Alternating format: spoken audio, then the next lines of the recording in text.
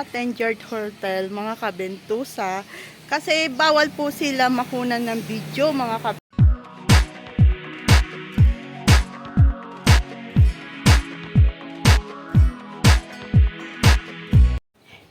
Hello mga kabentusa, andito naman ako ngayon. It's another client po na may magpapamassage sa akin. Doon pala sa Tenyard yung minamassage ko.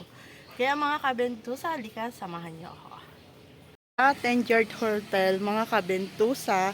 Kasi bawal po sila makunan ng video, mga kabentusa. At wala po akong permission for vlogging. Kaya ngayon mga kabentusa, tapos na po ako mag-massage sa client ko ngayon. Kaya ngayon, at on the way na ako, home sweet home mga kabentusa.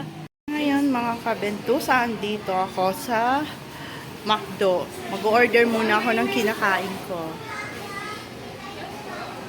Order na ako ng pagkain ko, ng tanghalian ko, dahil gutom naman ako mga kabentusa.